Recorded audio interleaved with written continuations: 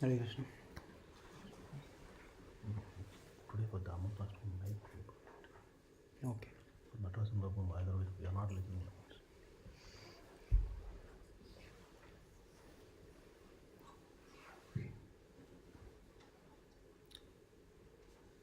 Om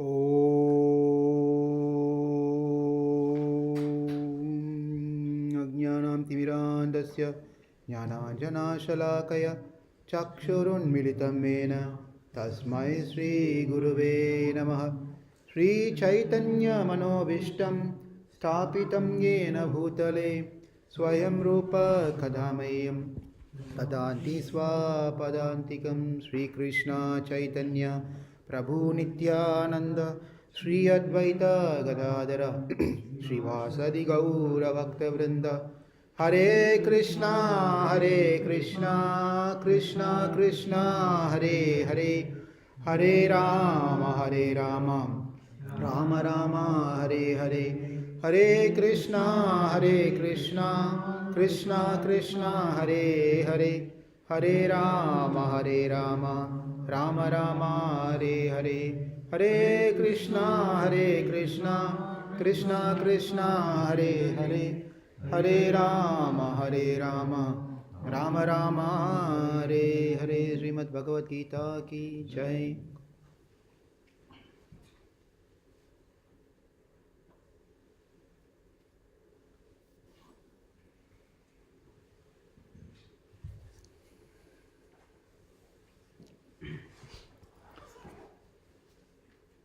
Chapter 18. We covered 59 slokas so far. We'll be starting 60th sloka. Before that, we'll have a short recap and then we can get into the 60th sloka. Sarva karmani api sadha kurvanu mad vyapasrayah mad prasadat avapnoti shashvatam padam avyayam. So we have been seeing in this series where Krishna is explaining about different stages of bhakti, in the different stages of bhakti. And Krishna, after saying that, he says that one has to perform in this way, and as always he does, if you don't do it, consequence will be like that. If you do it, benefits are like that. That's always the Krishna presence, the two sides of it. Any topic he picks up in the Bhagavad Gita. So over here, he says, though engaged in all kinds of activities, my pure devotee under my protection reaches the eternal and imperishable abode by my grace. Here is the benefit by following what Krishna, Saswata Padam Abhyayam. Arjuna's question was, you asked me to do my karma, that Nitya and Naimishtika karma, but the Yuddha does not fall into any of this category. Why should I do this one? That is not Nitya karma, Naimitika karma. And also the second reason he gives is, I'm fighting because I lost my kingdom. That means my intention is to get the kingdom back. In the both way, seem to be not good to fight. Therefore, I don't think it's worth doing this one, following from what you said, Krishna. And Krishna's response is, you may be okay with the first saying that this is not Nitya karma, Naimiti karma, but is what your varnashramas. What is your dharma? Varna, as a Kshatriya, you have to fight. And the second point is very true what you said, that one should not fight, one should not do their duty or expecting something. Therefore, that you have to make correction, that fight but do not expect anything. That was Krishna's was trying to explain that part. And in the 57th sloka, Chetasa sarva karmani mai sanyasya mat paraha buddhi yogam upasritya mat chitta satatam bhava. In all activities, just depend on me and work always under my protection. In such devotional service, be fully conscious of me. So here Krishna is telling that whatever action that you do, feel my presence. Right? That is something that one has to really practice. It's not going to first of all we have to practice simple thing.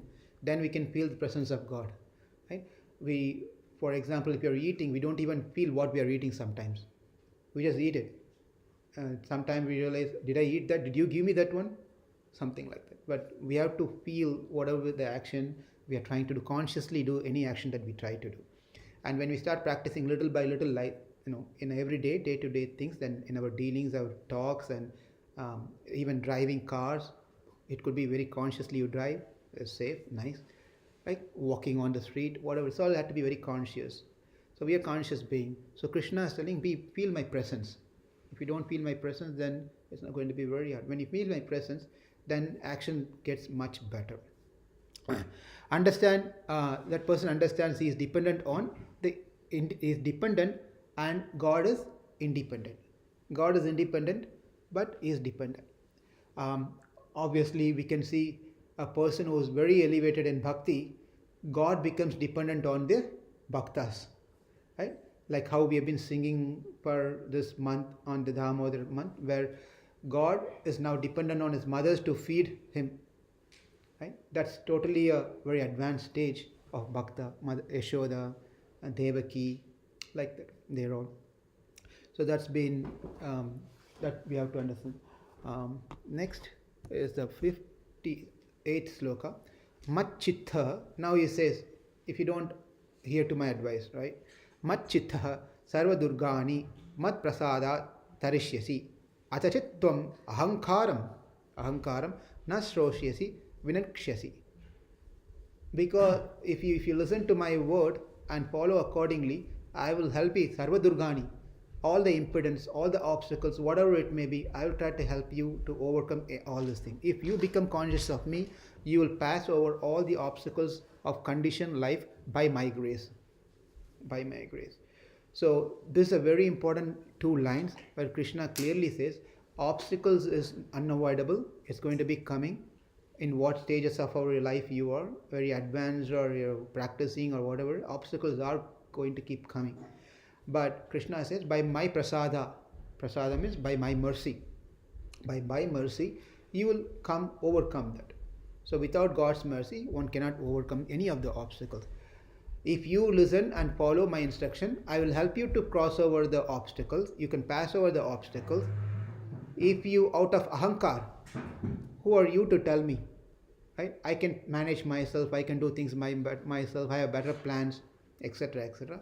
Out of ahankar, vinashyasi, means you will get spoiled, imperished, destroyed. Okay? That's what has been told here. Krishna will, we'll move on to the next one and catch up this one. Okay. 59th sloka. Here Krishna is saying, very simply, that if you listen to me and fight, there's an advantage. If you don't listen to me and fight, there's a disadvantage. If you listen to me and you don't fight, disadvantage. Right? Therefore, he's saying that either way, you're going to fight. You're going to fight anyway. So that's what it's been told here.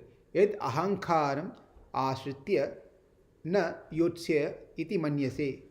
Mityasya vyavasayaste prakristvam niyokshati.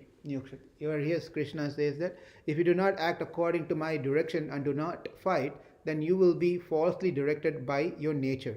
You will have to be engaged in warfare. You don't listen to me and you're still going to fight because that's your nature. It's there within you, in your body. You've been having this for many janmas. And that's what they've been doing. And therefore, you will be forced to fight. So that's good. If I'm forced to fight, what's wrong? That's what you want me to do, right? Well, that's what I want you to do, fight. But if you listen and fight, because Krishna told, I am fighting. If you do that, there is a benefit. But if you're doing, because who are you to tell, I will fight myself, not listening to me, then that's a different thing. Why? If you listen to me and do it, my grace is there. You will have benefits, or you will have my grace means you will be, you won't have to go through any obstacles. You will be successful in your life, in this war. If not, even if you win, without my help, you will get the kingdom, but not as per my instruction. You did out of your own choice. Therefore, you have to go through the karma of that reaction, whatever you do. It's been told.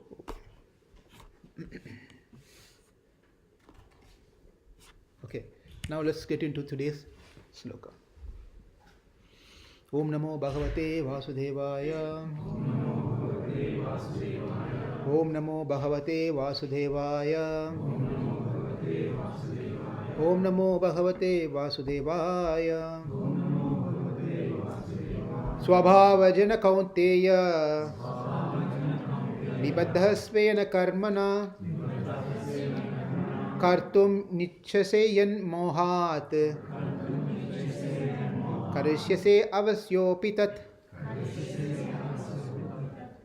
Under illusion, you are now declining to act according to my direction, but compelled by the work born of your own nature, you will act all the same, O son of Kunti.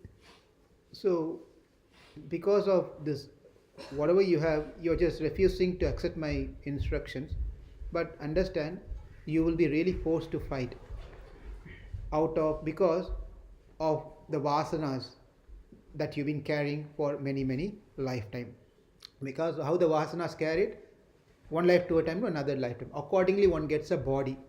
Body is also influenced by the karma and vasanas, and we ourselves, our mind and everything is also influenced by our karma and vasana. Right? And therefore, if you say that you're not going to fight and you just walk away, and this is what's going to happen. Looking that Duryodhana and other parties, they're going to mock at you and talk about you. And what you're going to do at that point of time, you simply go, Shanti, Shanti. No, you cannot do that, because within you, the Kshatriya nature is there, your Rajoguna is there, it's not going to be quiet.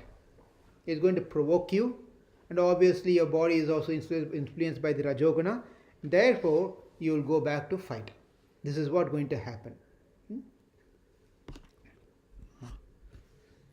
If you decide not to, we saw that Arjuna doubt. Then Arjuna had a doubt. His doubt was, how is that I'll be forced to fight because of my Prakriti? Prakriti means the body here. How is that I'm going to be forced to fight? Is that, are you not the one who says that controller of everything? If you say that I can act by myself, then what's the use of you then as God? Understand the question? That's his doubt. His doubt is, you will act anyway. Because of your vasana, your body will be pushing you, your mind will be pushing you, you have to fight.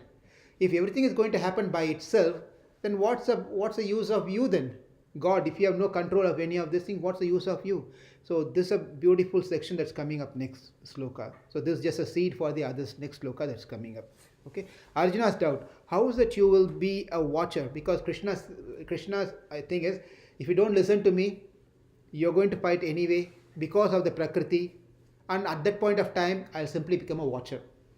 And Arjuna's question is, how can be a watcher? You are the controller, Ishwar. You are the one who executes everything. Because of you, everything happens. That's what you told all these chapters. Now you are telling you can simply become a watcher and things will happen by itself. That means you don't have control of it. Then what's your role? In other words, what's your role? So that is answered in this nice sloka, and also an important sloka. Ishvara sarva bhutanam hriddeshe arjuna tistati Brahmyam sarva bhutani yantra arudhana mayaya yantrarudhani mayaya Ishvara sarva bhutanam hriddeshe arjuna tistati Brahmya sarva bhutani yantrarudhani mayaya. The Supreme Lord is situated in everyone's heart, O Arjuna, and is directing the wanderings of all living entities who are seated as on a machine made of the material energy. So what was the previous connection to this sloka is that Krishna said that you better listen to my words and fight. And if you don't do it, eventually you will do it. Arjuna's question, how is that? Krishna's response is, because that's your nature.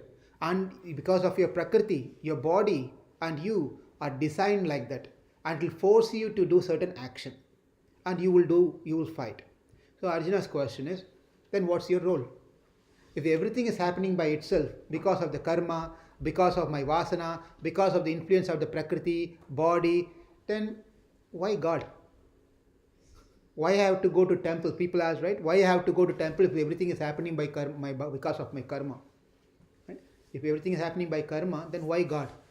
God means He has to change everything, make life better. That's the idea. That's exactly the same thing. Arjuna's doubt over here is, what's your role then? And here beautifully Krishna addresses in the 4 lines, 2 padas, and the first one is something and second one is another thing. First part is talks about his position and where he is located. Someone means the president located in some place, right? Likewise, what is his position, Krishna's position, and where he located, and the last 2 lines talks about after being in a certain place, what does he do? Right? You go to school, what do you do? Study. I go to school, I study. So that's how this whole sloka is. Ishvara sarva bhutani. Ishvara sarva bhutani. Of all the bhuta means living entities. Right? All the living entities, he is a Ishvara, he is a controller. That's how he is a controller of all the living entities. And how does he control all the living entities? Hriddeshi. Desha means a place or a country or, Hridaya means heart. In the region of heart, within the heart, he is Arjuna Tistati. Tistati means he is situated in the heart. Ishvara Sarvabhutana, he is a Ishwar for all the living entities. And where is he located? He is located in the heart. So what? Question is, so what? Right? So what's the big deal about it? Yeah, I know he is Paramatma in everyone's heart. He is the Ishwar, Paramatma situated in heart. So what's the big deal? And now he is telling the very important point, because many times we think about Paramatma means is within the heart, that's all. But he's giving the next 2 lines, what does he do sitting inside the heart? Right? Here says, Brahmyan Sarvabhutani Yantra Arudhani Mayaya. Yantra Arudhani Mayaya. He says, seated inside the heart. Now, this, there's like a machine. He makes a machine work.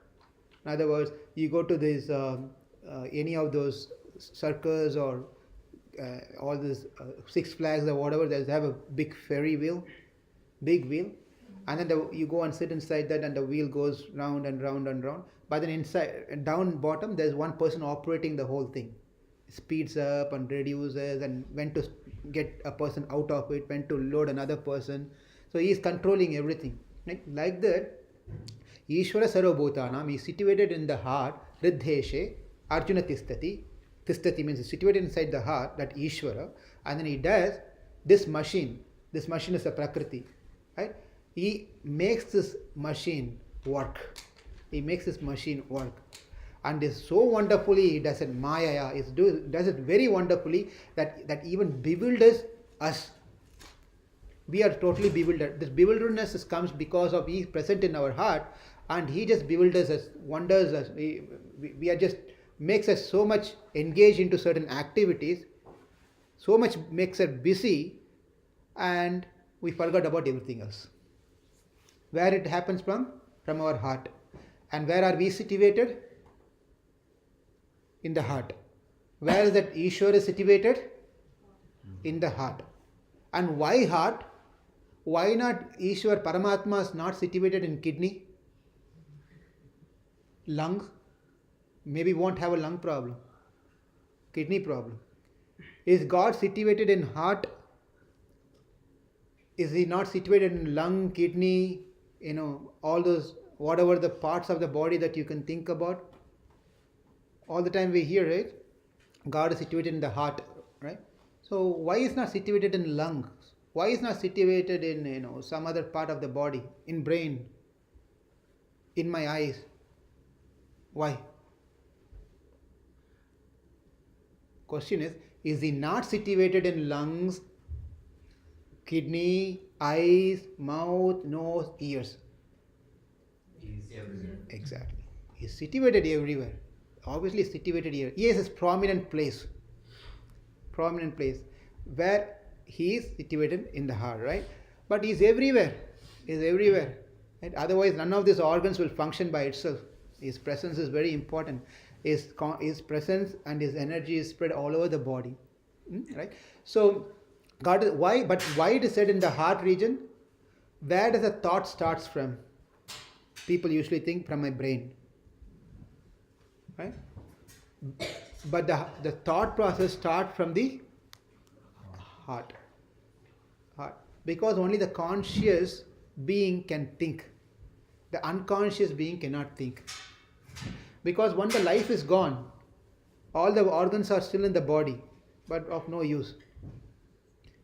But even when you do transplant of certain things, you take one part of organ from one body to another body, that body should have that Atma to accept this new organ. Yes or no? Yes. You can't take another organ from one person to a dead body and make it work. So now we can understand transplant and all the different things are wonderful by technology, but Atma should be there in first place. If Atma is not there, none of those things is going to work. Therefore, Atma is located in the heart region, and heart region is the starting point of any thoughts. That's where the thoughts comes. And where is God located? Right there. Right? Exactly right there. So whenever the thought comes, He knows our desire, our whatever it is. He knows even before we start coming to an understanding. He knows very well this is what this guy is thinking about. This is what he's going to do. This is what it is. He knows everyone because that's why he's situated in heart region. Right? Now Arjuna still seemed to have some false concept of thinking himself the knower or doer. Because of Arjuna's inability to give that up, the Lord then teaches the different way in 2 verses. In this verse and coming up verses, because Arjuna's thought was, what's the purpose of you then if everything is going to happen by the Prakriti, and if I'm being forced to do certain action by Prakriti, what is your role? That was his confusion. It's not clear. Therefore, Krishna is telling in this sloka and coming up sloka, there are 3 ways that we can see here. The 3 ways are, by the Lord, I am forced to do an action. How we see when an action is being done. These are the 3 ways we can see. That is, by the Lord. Lord is forcing me to do an action. One way. Okay. Why are you doing action? God within me forced me, therefore I am doing. Is it wrong or correct?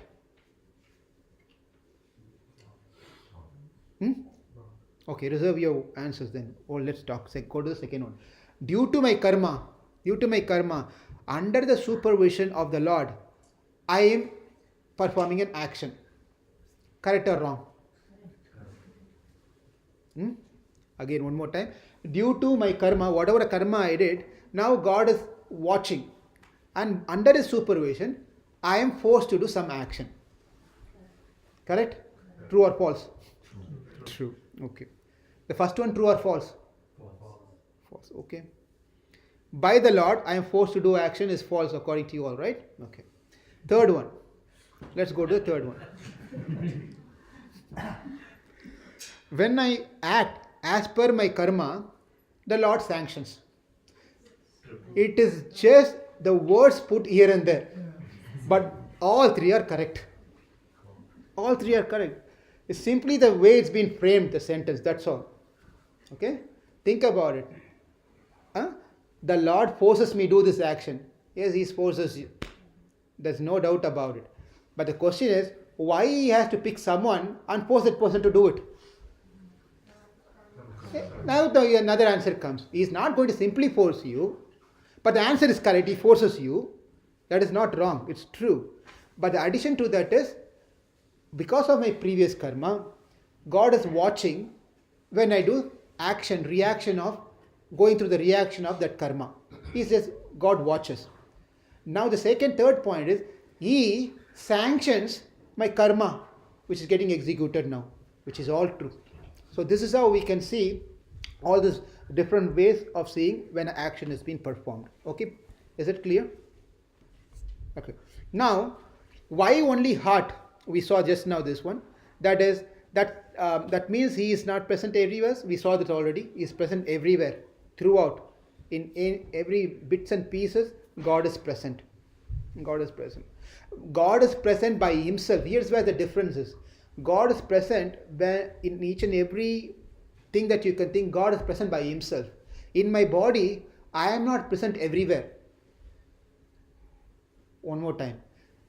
Even in my body, God is present everywhere. But I am in my body present in not everywhere, in only one place. But because of my presence over there, the energy of that is spread everywhere. The consciousness. Atma is one. Jivatma is one. That is what I am. Seated in the heart. Because I am seated in this heart, that means I am alive.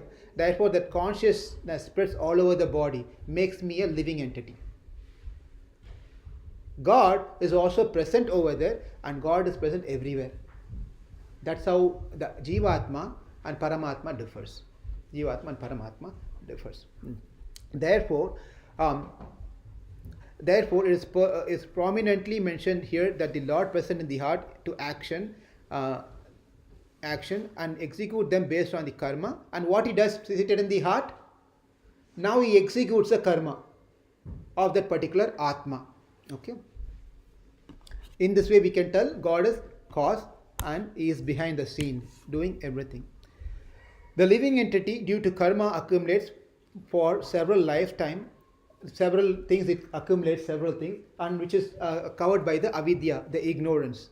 Because of the ignorance, the very first thing you start thinking is that I am Sudantara, means I am independent. I am very, very independent. I am not dependent on anyone. Okay, and makes him function as he likes. Who makes him function as he likes? God. Because he has to go through his karma. Therefore, God makes him like yantra radhoni mayaya, arudhani mayaya. He like a machine. He just makes this atma bewildered, and he can think himself to a doer because of his avidya, which has been carried by the previous lives, and those he can forget God and continue his work. That's what happens here. And who does that? God does that. Right? One who understand their position, the next thing is that one who understand their position, that they are in the fairy will be freed from the fairy will. Okay. Now, say for example, have you or any of you got into the bigger fairy will when you're a small kid? No? And you got, say for example, you got a small baby, got excited, right? Was seeing this big, nice wheel.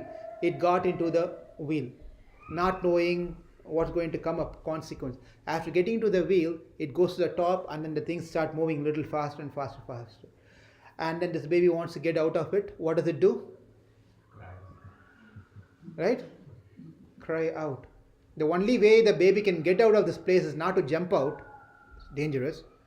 It has to cry out to get the attention of someone to stop the wheels so it can get off it.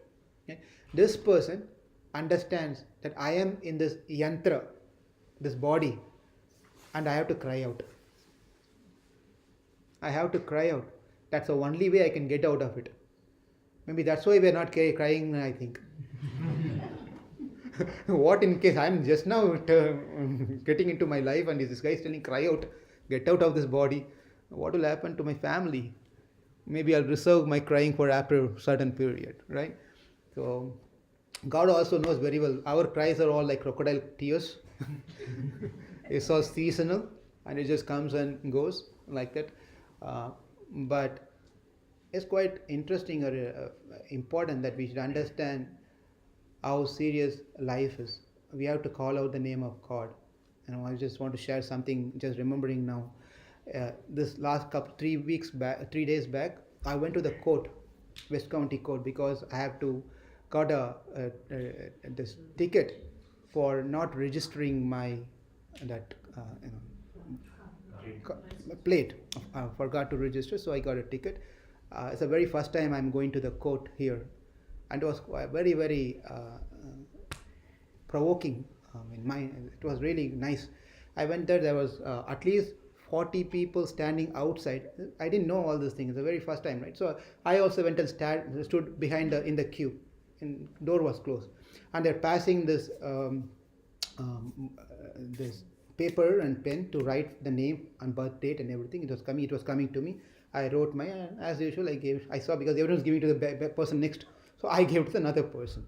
And they opened the door, it was like a flood. Everyone just rushed into it, went into it.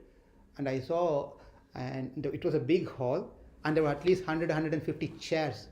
And all the people have to sit on this chairs. And I was just sitting in the front row like that. And I turned back and saw it's a house full. It's house full. And as soon as the doors were closed, okay, it was nice. Doors were closed, pin drop silent. There was a couple of police over the cops. And they said, now you're in the court. No cell phone, no eating, no drinking, no talking. They said that, no, it was pin dropped down. Everyone was quiet. And everyone was so busy and doing something in the administrative people are doing something. Police were coming and walking, and everyone was sitting here like this, including myself. And the door opened, judge came out. And judge came and he went and sat on the high seat over there. And the police told, raise up. Everyone got up, not one single person. Everyone got up. And then he just like with a very authoritative voice, he said, the judge is here. You have to follow the rules and this and something and all he said. And everyone, now you can sit. Everyone sat. The judge started speaking. You have made some offenses against the law. Speeding, registration, this, that, without insurance, etc. He read spoke few things. And my mind was going, maybe this is how it is in Yamaloka. just imagine. This exactly, maybe a different. All the criminals were sitting. Exactly, who broke the laws of the government were sitting, hundreds of them. One of them, myself. We are also, everyone who made mistakes or in this one room, put in this one room, everyone made mistakes. Everyone's have committed mistake. And there's a judge in front. And there are police. Chitragupta, like another one is, right? And exactly the same. Only thing is, he was wearing coat, suit and tie. Yamaraj will be in a different outfit. Just, my God. If this is like this, how will that be? When he go in front of Yamaraj. And my chance came, he came, he said, why you didn't have this? Yeah, I said, I forgot, I couldn't, somehow missed it. He said, okay, you put a fine and you have insurance? Insurance, okay, you can go. And that's how everyone was going. Some people are given something differently. But here, it was nicer. He was very decent, very nicely dealt. Over there, the treatment is not like this. Chairs will not be given for us to sit. And you won't be given any royal treatment of with respect. They talk to you, why you didn't pay this, why you speed up, nothing. It's a different treatment. Bhagavatam will tell when we get to the 5th canto of Bhagavatam. It's serious. So one has to call out the name of God and cry out. Unless and until, if we don't feel that the emergency situation, obviously we are not going to call out. If you're not feeling emergency situation, that means we feel we are the controller of our life. Everything is going nicely and smooth. Therefore, why I have to call out God's name? When it comes, I will do it. Right? Anyway, he told, call me anytime, I'll come. So why to waste his time now? Right? So, Jivatma, still the doer, as per the... So, again the same topic. Jivatma is the doer. But obviously, even though he is a doer, and God makes him to do based on his karma. That's the simple way we should understand how these actions work together. So, the living entity is conscious with intelligence and knowledge. Knowing the matter is called knowledge. Attachment develops over the matter. We know the matter first. And when we know the matter, I like this, I don't like this. When I like the matter, I get attached to it. When I don't like the matter, I get away from it. I get hatred nature towards it. And then when I like it, I try to do an action to take it.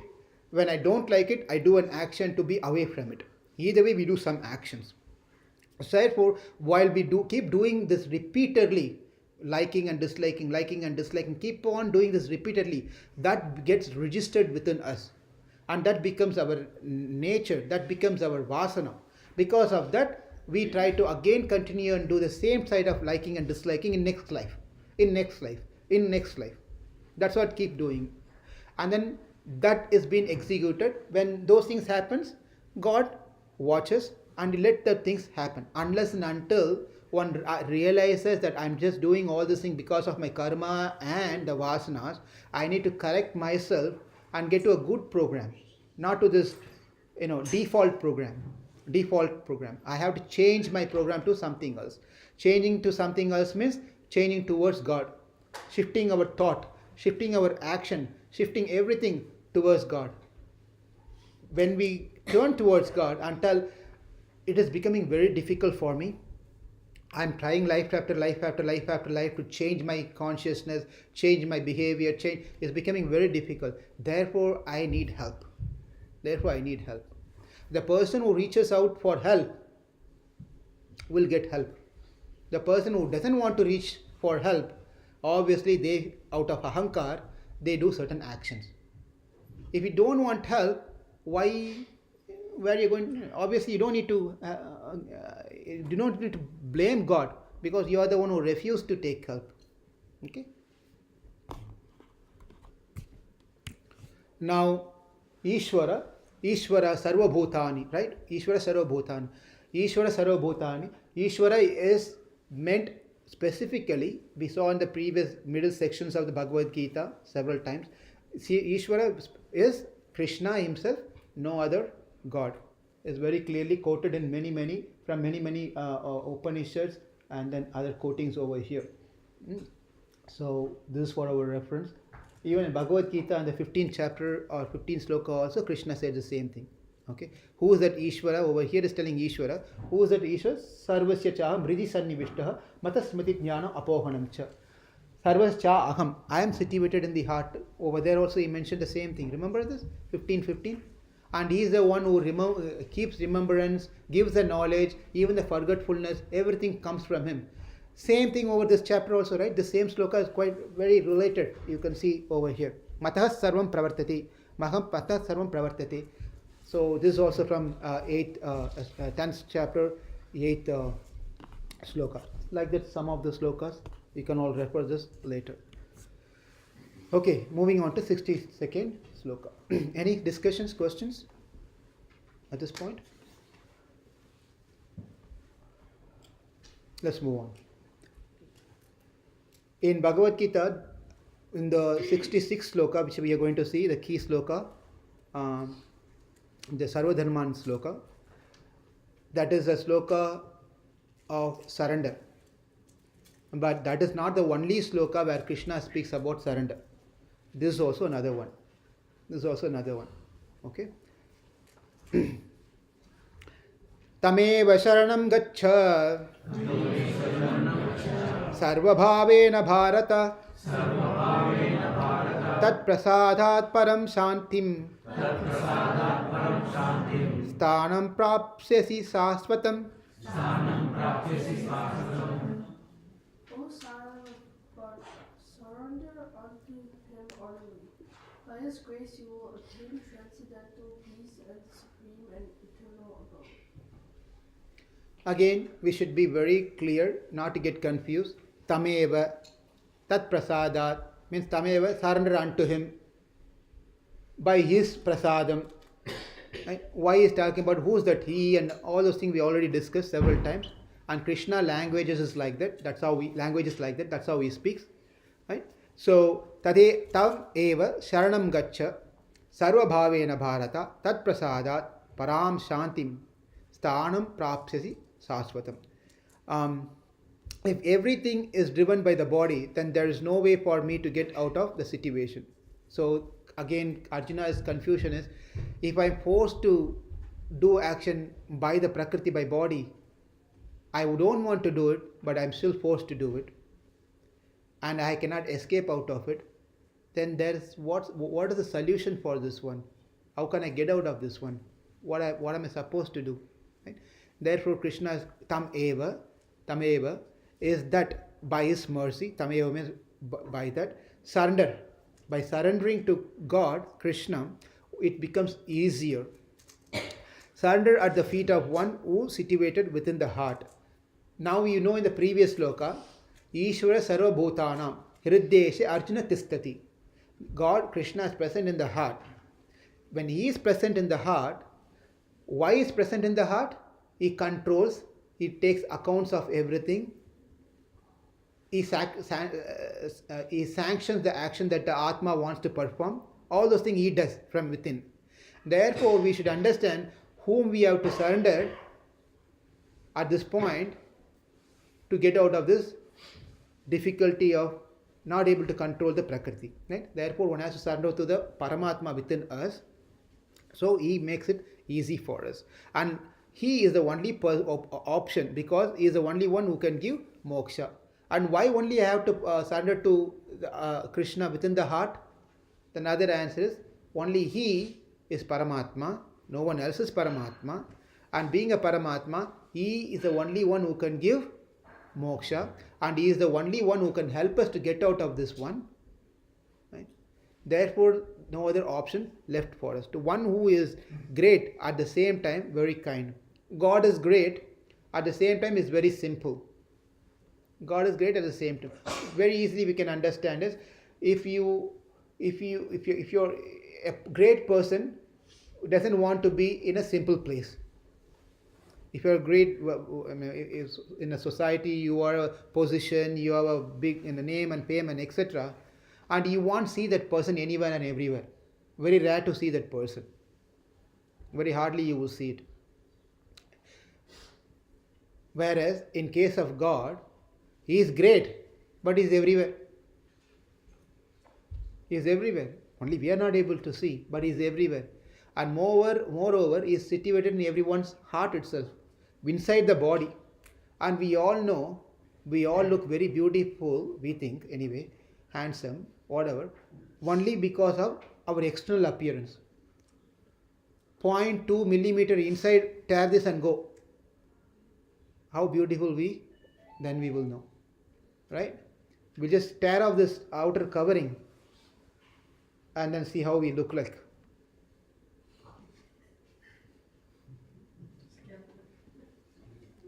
Very, very difficult to even imagine, right? Just remove this covering, top covering, just the skin, one layer out, and then we will see how beautiful we are. Doesn't matter how beautiful nose, ears, colors, whatever you have.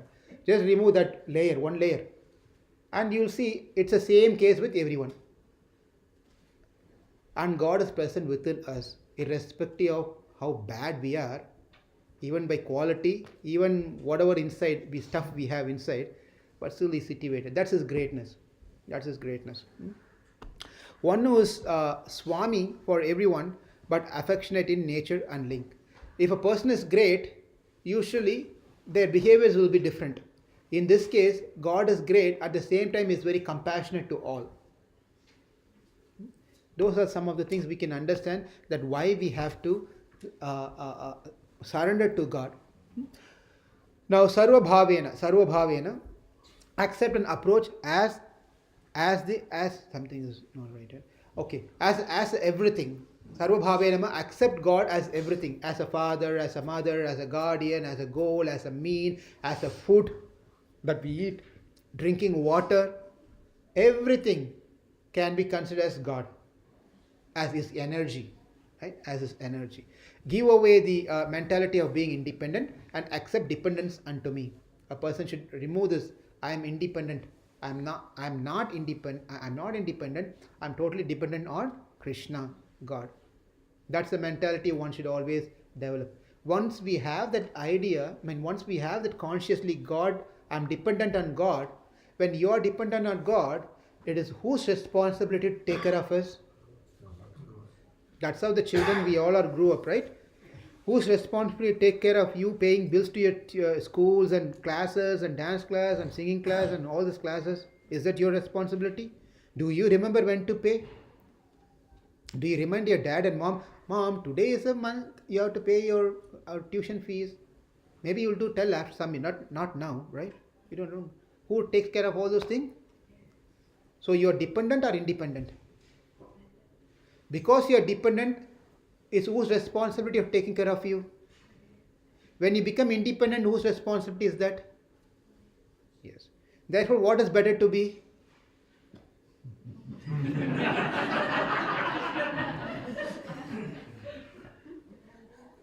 Very good. It's always better to be dependent to God. Parents, God, obviously. Okay? If you don't understand this and perform as per the dictation of the body, you will continue to be in the same yantra. If you don't understand and don't get out of this program and surrender, then obviously you'll do your own choice, you'll make your decisions, you do certain things, you make again karma, more karma means more bodies, then repeated life after life after life. That's what's going to happen. It appears that Krishna pushes, now it's quite interesting, Krishna throughout this Bhagavad Gita, therefore you fight, therefore you fight, therefore you fight. Finally it comes to a point of fight. So you'll see many places, if you just take as an assignment, you can take an assignment in Bhagavad Gita, 700 slokas, how many times Krishna says Arjuna to fight. You will find a lot of verses. He says, he'll tell so many things and finally he'll talk about Bhakti Yoga, he'll talk about Karma Yoga, he'll talk about Jnana Yoga, he'll talk everything. Therefore you fight. Therefore you fight. Why are you pushing me always to that point of fight?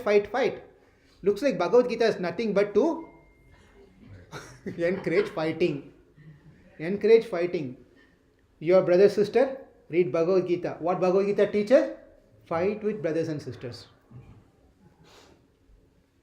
Because that's what is happening. Arjuna and his cousins have to fight. Krishna is telling, go fight. Fight with your cousins. Fight with your guru. Fight with your teachers. Fight with your uncle, aunt, etc. Whatever it is. Fight with everyone. I am a Bhagavad Gita student. How? I fight with everyone. As per Krishna's instruction. We have to understand, very important, that Krishna's intention in Bhagavad Gita is not to emphasize fighting. What is he emphasizing to Arjuna? Exactly. Because Arjuna is the Kshatriya, his duty is to, dharma is to fight. Therefore, Arjuna, you fight. You fight. If Krishna is talking talking the same Bhagavad Gita to a Vaishya, he is not going to tell, therefore you go and fight. He is going to tell, therefore you do farming or cow protection or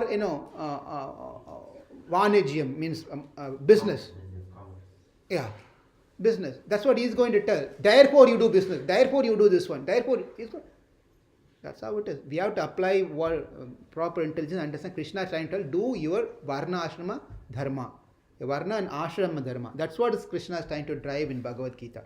Not to simply take and understand this is about making one to fight all the time. That's not the aim. Tameva Sharanam Gacha. Here he says, Tameva, to that, Sharanam Gacha. Surrender unto him, do your karma.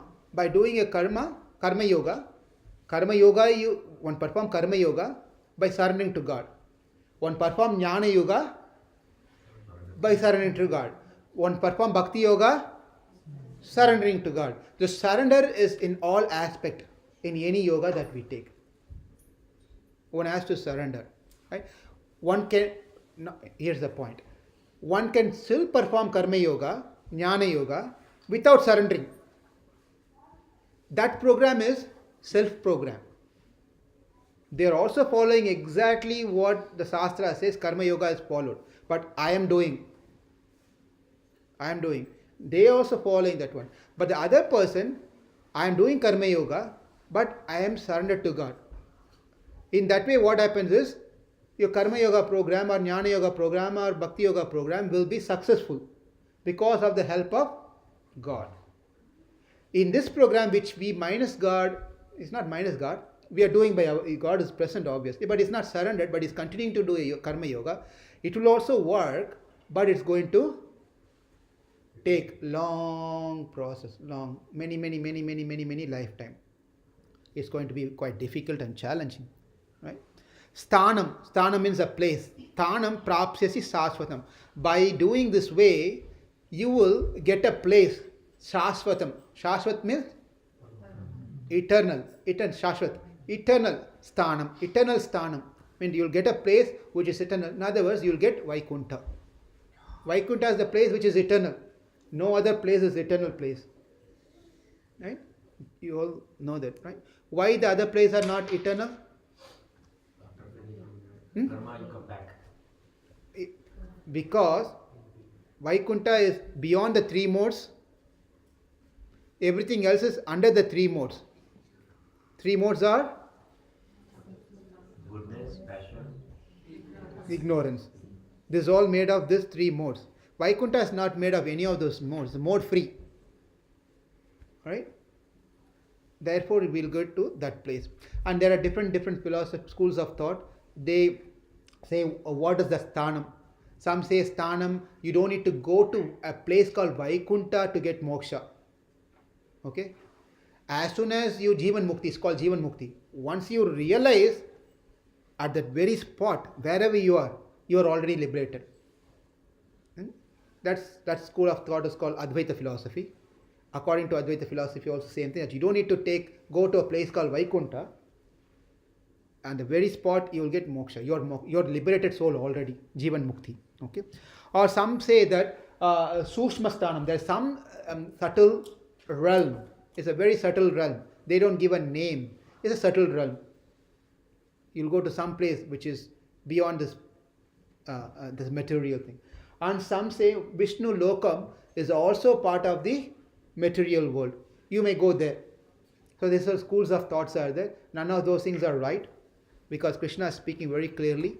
And here sthanam, which is eternal sthanam, means it's only the place where God is present, and that place is free of all the three modes and is eternal place, and one does not have to suffer of how we are suffering here, and they don't need to come back again once they go there. Okay. Now about that sthanam, some of the quotation taken from Yajurveda, Mahanarayana Upanishad, Katha Upanishad, Chandogya Upanishad, it all talks about what is the sthanam. Tad Vishnu Paramam Padam Sada Pashyanti Surayah. This is said also that place, which is the supreme abode, is being looked upon by all the devatas. Like that, many quotations are here from different the scriptures that you can refer, and very clearly says that abode is Vaikuntha, a place of Vishnu, Narayana. And that is the only place where you go, you don't need to come back. Okay. Now, 63rd sloka is pretty much the finishing of whatever Krishna is discussing now. On the 64th sloka onwards, he is going to focus purely on the bhakti aspect. Right? One sloka. And then he is going to talk about the Sarva Dharman sloka on the 66th sloka.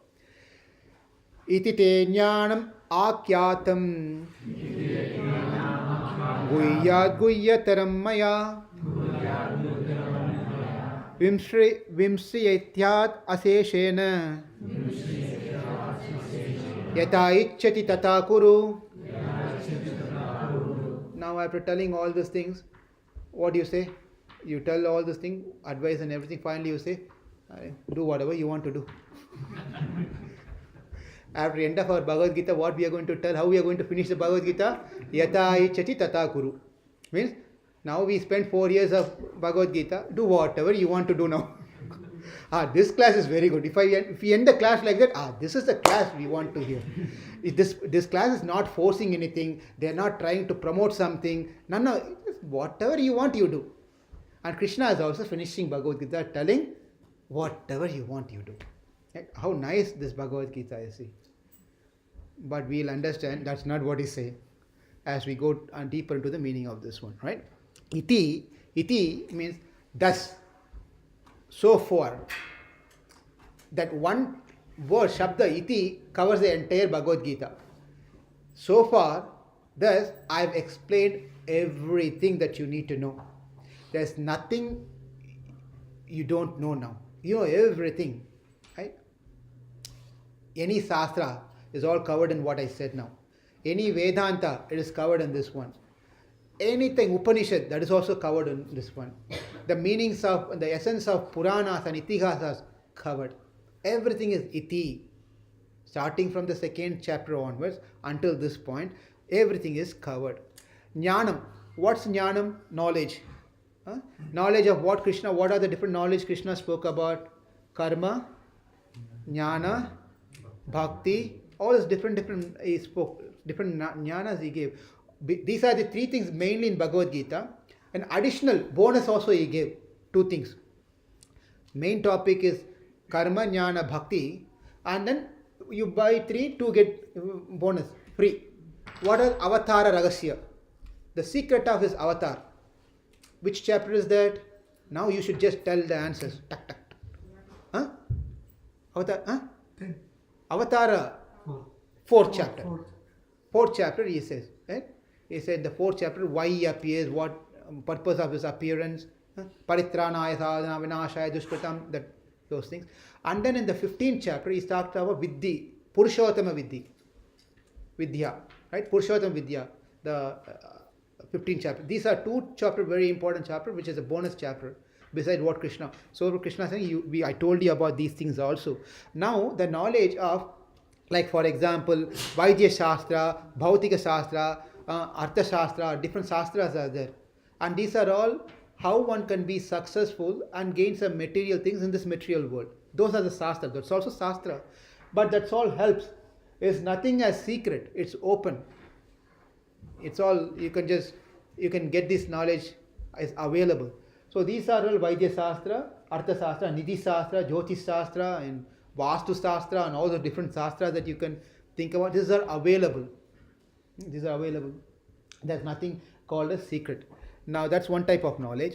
And another type is, the secret is for what about, the next level is, the first jnana is how I can be happy in this life.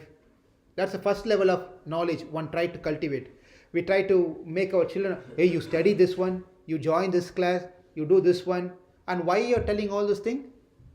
Simply, they can be happy next life, this life.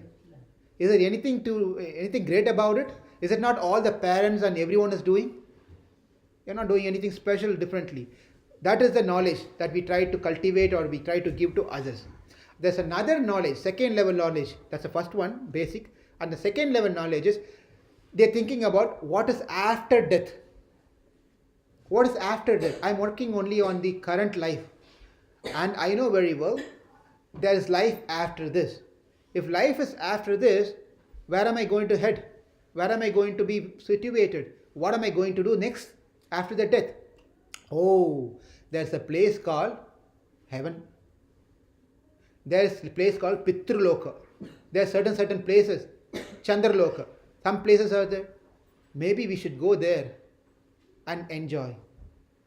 Therefore, that's another secret. This is where the secret starts. So how do I do that one? After death, how can I go to that place, this place? So that's the next level of secret. Okay? That's the next level. The secret is what's after death. Right?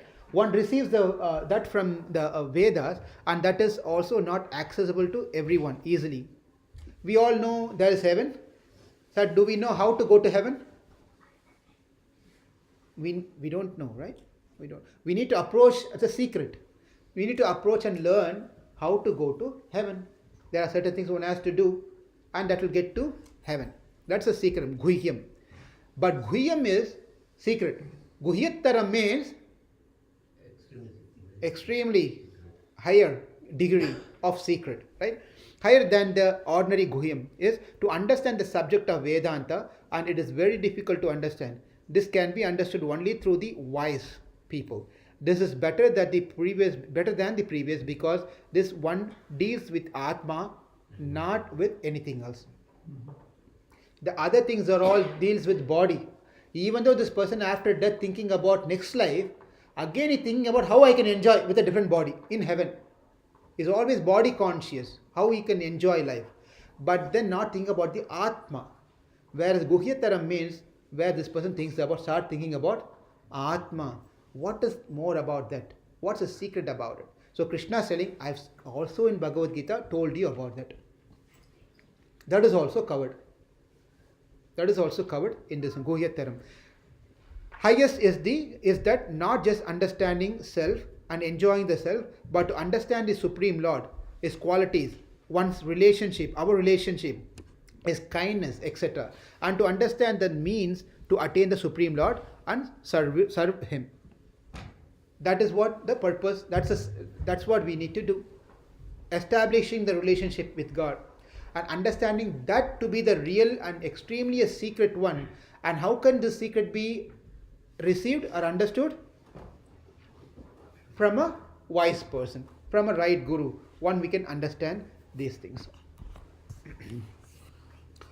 All these, go ahead and read. Who didn't read? Yeah, can you read a couple of the very first one? All these details are clearly and fully given, with nothing else to share any further from or by research. Go on. There is nothing that you need to study or lack from what I have given to you. There is nothing more than what I have told you. One who has interest or desire to attain moksha needs to know karma, dhyana, bhakti yoga. On these three subjects, I have clearly given you all the details without holding back anything. So what is the one which is going to get to God of all the yoga system? Which yoga will lead to God? All of them together. How? Because when you do the karma, if you don't have bhakti in it, or knowledge in doing karma, you won't, consciousness, you have to know, whenever you do karma, just keep God there. So again, let me repeat this one. Yes, bhakti has to be in karma, bhakti has to be in jnana. But karma is not going to give God. Jnana is not going to give God, meaning moksha. Only bhakti is going to give moksha. Bhakti is going to give moksha. Karma yoga leads one to the next level of jnana yoga. Or karma will lead one to the pure bhakti. Likewise, jnana will lead one to atma sakshat, understanding the self, seeing the self. Or it might lead to next stage, which is the top is bhakti. So the result of karma yoga and jnana yoga is not moksha. They are different. But that result of karma and jnana will lead to bhakti, and that bhakti will give us God.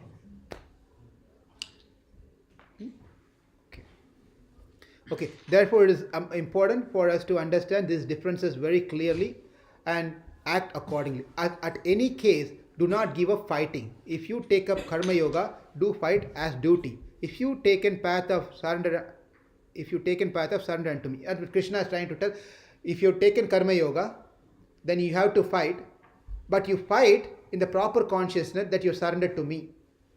If you fight without thinking that you're surrendered to me, then you're fighting on your own. That means you will have to go through the consequence of good karma and bad karma. If you are doing out of my instruction, I will take responsibility of whatever comes. And that is called surrender. And this is called independent. Okay? Alright. Let's finish up this sloka. Another reason why we have to surrender to God is because God will not mislead us. God will not mislead us. Right? Who will give you a good advice?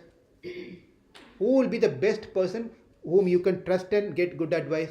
You have many friends, many people you know, but who would be the best person you trust the most? My parents. Yeah. Correct? Because you have completely, you know that your parents will not mislead you. Because who brought you into this world? So they have the responsibility of giving you good guidance. They're not going to mislead you. So how did we all get into this world? Because of who? Again the same question. Because of who, right? But you understand my reason of asking this question. Because of who we are all here. Forget about karma. It is because of our karma we are that. But who is the cause of bringing us here? Krishna, God. Right? So who can we depend on? God. Because he brought us here, is he going to give us wrong instructions? Mislead us? No. Therefore we have to depend on God. Right? And moreover, Arjuna opened the Bhagavad Gita in the second chapter itself that I am surrendering to you. I am confused. Remember these things? Karpanya dosha. Right? Karpanya dosa pahata swabhaha prachami tvam dharma samubdha chetaha. Sishyaste aham sadimam tvam prapannam prapati. Prapannam means he surrendered over there in the second chapter itself. I am surrendering to you as what? Shishyaste.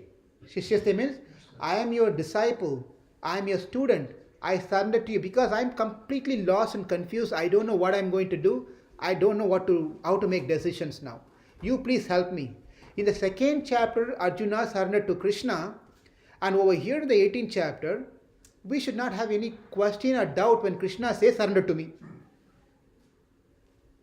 And when Arjuna is saying, I surrender to you, if someone is coming and telling, I trust you, I believe you. And are we going to give a wrong advice to that person? No. If someone is openly telling, I really trust you, can I share something with you? Yes. One second, let me open my recorder. Now you speak so that I can send it to people. No. No. Therefore, we can trust, Krishna is not going to mislead any one of us because a person who surrendered, he takes care of that person. I have helped you in all possible ways as you requested for me. Krishna is giving assurance. I have helped you. What's the best help we can do to others? Giving them good direction, good advices. Right? Sometimes even listening to people will help. Sometimes helping that person to think properly is an help. Right? Therefore, Krishna is helping all of us over here. Yata ichchati tata guru. And this is the last slide and we'll stop here. Yata ichchati tata guru. Our favorite line. Bhagavad Gita, we are finishing with this statement today. Do whatever you want. Vyom himself is laughing. Now this line everyone will remember. Yata ichchati tata guru. Kuru. Tell me. Yata ichchati tata kuru. When your father tells her something, Bhagavad Gita quotation you can tell now. You can quote. In Bhagavad Gita, Krishna says, Yata ichchati tata kuru. Do whatever you want. When Krishna himself saying, Dad, what's your problem? Okay. Now is the important point. Now, what Krishna is saying is, Yata ichchati tata kuru. Do whatever you want from picking up whatever I told you. That sentence we have to add. I have given you so many options now. Now within this option, do whatever you want. Yata ichchati tata kuru. That's how we have to understand this line. Otherwise, why even Krishna has to waste his time to finish the Bhagavad Gita? Do whatever you want after almost 700 slokas. What a waste of time for Krishna to tell. Do however you want. Why even you wasted my time then? If I have to do I can do whatever I wanted to do. No, that's not the idea. For this meaning is, I have told you all these different systems, yogas. Pick one, stick on to it, and follow that. Do it. In that way, you have freedom to Yata ichchati tata kuru. In that way, you have Krishna is very, very stubborn and strong in pushing his ideas. He wants us to fall into his program. This program. His program is the Veda. That's what the Shastra says. Scripture says. That's what Krishna is trying to tell here. Whatever your choice, not to give up your role. And now immediately what Arjuna will think, whatever you want, you do. And what is Arjuna is waiting for? From starting. Give away everything, not to fight and go away. When Krishna is telling, do whatever you want, here comes my answer. And thank you. Now I want to do what I want to do. I'll go away. I don't want to fight. That makes sense? And that's not at all the purpose of this line over here. That's not the meaning at all. Right? That is not to say Arjuna is set free to decide not to fight. As Krishna clearly stated previous slokas, in 59 and 60 sloka we already saw that one has to surrender to Krishna and do fight as a duty. Bhakti yoga directly awards one the abode of the Lord. Karma and Jnana yoga will award one with Bhakti yoga. This is what we just discussed right now. Attaining the Lord is the ultimate goal for everyone, and Bhakti yoga is the only mean, please underline, only mean to attain God. No other yoga system. Bhakti yoga is elaborately detailed out in chapter 9. The Bhakti yoga is emphasized in next two slokas, and Krishna concludes the topic. The next two slokas, 64th sloka and 65th sloka, Krishna specifically speaks about emphasizing on the Bhakti yoga part. And after hearing that Bhakti yoga also, Arjuna's eyes goes wide open. That's also very hard for me to do, difficult. What am I supposed to do? Because Krishna is going to do in 64th and 65th sloka, Bhakti, this is what it is. And Arjuna, no, that is not for me. Is there another program that I can do? Okay, 66 sloka. So let's stop here as we have to do the Aarti also. Yeah, please go ahead. I have two questions. Actually, Bhakti, Jnana, Karma are these yogas are there, right? What about Dhyana yoga? Does it fall under one of these categories? Yeah, that has to be part of all the yogas. Dhyana should be there, part of Jnana, Karma, Jnana and Bhakti. Without Dhyan, meditation, one cannot perform any of these things. Right. Okay, the other one, like we have. That's one way of seeing. Another way of seeing is Karma yoga, first level, elevates one to the Jnana yoga, second level, and the third level is Jnana yoga will lead to Dhyana yoga, and then that will finally lead to Bhakti yoga. Okay, so your second question? A second question, actually, we have three different modes. We said like goodness. Rajoguna, Tamoguna. Yeah, passion and all these things. Yeah. Okay, if you have any one of those gunas, then naturally it's a binding. That's what. Yeah, any of these. Even Sattva is a bind. Right. Okay. Got it. Any other questions? Any comments?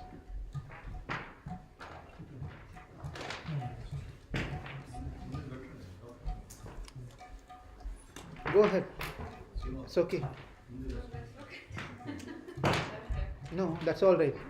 If you want to have a question, you can take one question. Because when we're talking about this, I think inside my heart I know the answer, but I'm going again round and round and round, inside my heart I know what is the right answer.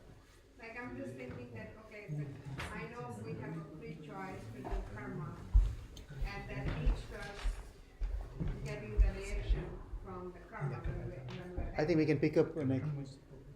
I'm not able to. I can't. Let me finish this one question. Sorry. No, I was saying that I know we have a free choice when we do any action, because God has given us free choice, and the action that we do utilizing our free choice leads us to good karma or bad karma, whatever we do. But at the same time, when Krishna is saying that, okay, I am responsible for everything, you have to surrender me, you have to surrender to me, does that mean that when we are doing that, utilizing our free choice, that Krishna is also supporting our free choice that time? We have a free will. That's called free will, right? Right. Krishna is telling, use that free will to accept me. You have a free will. Krishna is given us that free will, where we can go this way or that way. So he's telling, use that free will to come to me. He's giving, again, he's not pushing, he's just giving an option. You No, come. I'm just talking about doing an action, like when we're doing any karma. Let's say I have a free will to come to this class or not come to this class. Yeah. Right?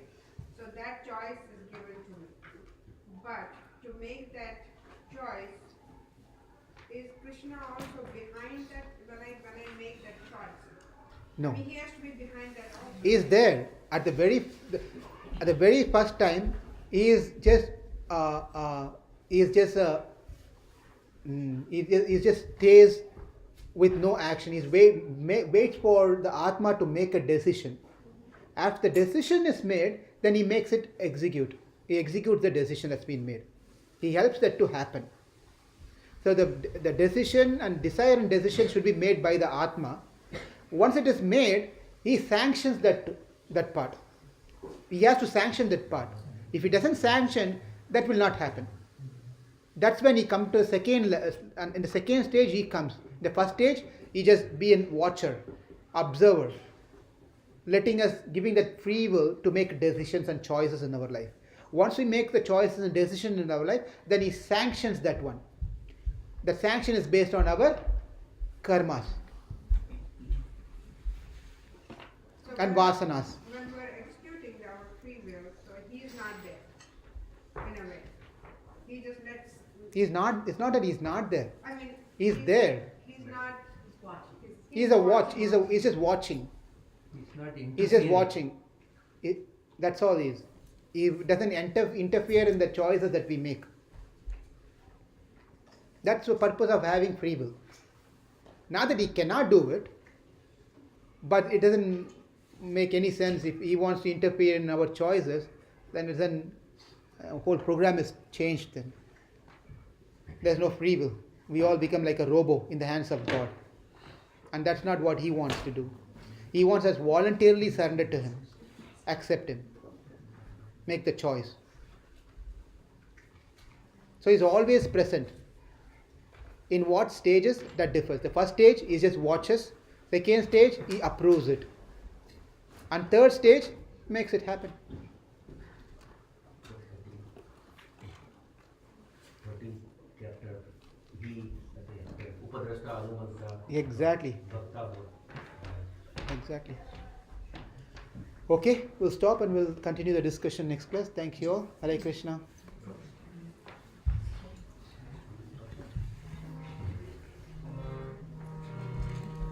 Click on red button.